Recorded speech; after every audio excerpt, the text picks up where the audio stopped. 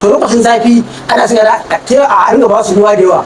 In an ba su kuɗi sun je makaranta suna ciye-ciye wasu abubuwa wani su ɗauke da sinadarai na lemo da wasu flavor a cikin su. A ja kunnen yara sai mai shan wani abu a yanzu ba shi da muhimmanci. A ringa ba su ruwa suna sha a gida, sannan da irin wani abubuwan da yake ɗauke da flavor a ja kunnen su daina amfani. Assalamu alaikum. Sunana Nazira Abdulhamis, da lafiya, ma'aikaci a ƙasar gwamnati, harkar lafiya a mataki na farko.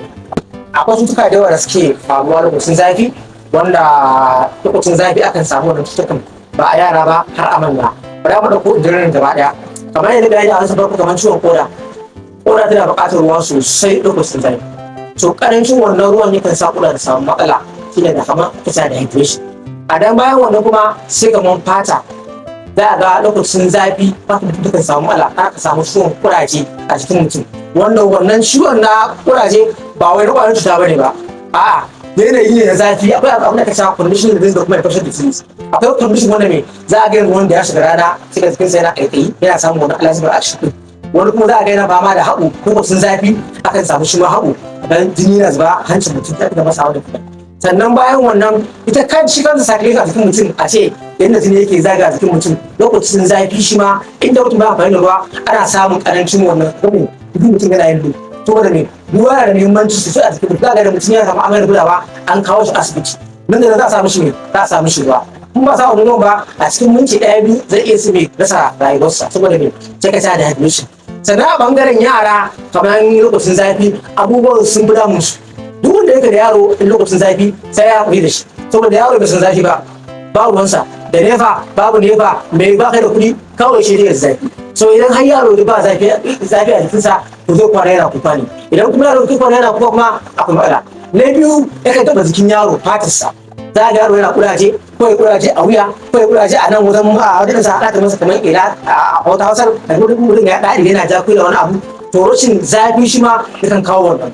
Lokacin zafi ana son uwa ta ringa ba yaro ruwa mai muhimmanci da kuma bashi nono, musamman yana wata shirya farko a tabbata an bashi nono tsagoran sa yana taimaka musu wurin samun mai ingancin lafiya da kuma garkuwa a cikin yaro.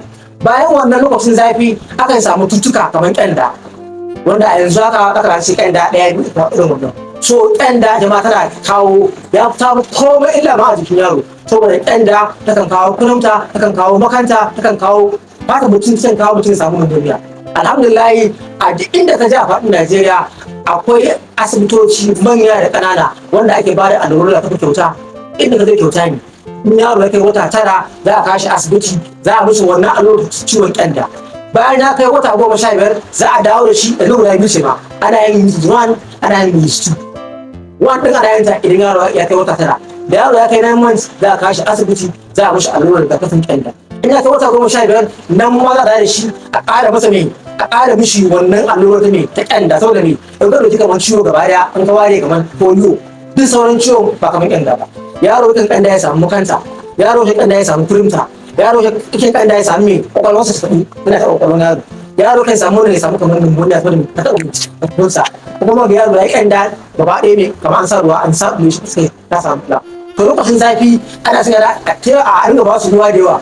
In an ba su kuɗi sun je makaranta suna ciye-ciye wasu abubuwa wani su ɗauke da sinadarai na lemo da wasu flavor a cikin su.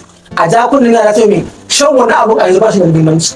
A ringa ba su ruwa suna sha a gida, sannan da irin wani abubuwan da yake ɗauke da flavor a ja kunnen su daina amfani da shi. Idan ka ce yara mun kamar daga shekara 15 zuwa ƙasa su ne yara. In kuma ka yi ɓangaren rigakafi kamar daga shekara 5 zuwa ƙasa, ko kuma daga shekara 1 zuwa ƙasa. So a yanzu gaskiya akwai alamu na ɓallewar ƙyanda za a samu a wasu wuraren ko a Kano ko a wasu abu. Zara an samu wannan akan kawo mana rahoto cewa an samu ɓallewar ƙyanda a wani gu, to kuma ta ne duba ta gani tabbatar a zo a yi bincike, sannan za a ga ma ana gangami kuma karfamin za a ɗauki allura a je wannan yankin da suke da wannan annobar a je a tabbata a musu allurar ƙyanda ta kariya daga ƙyanda. So lokacin zafi gaskiya lokacin da kowa ya ciki yake da matsala ba gaba ba yaro ba.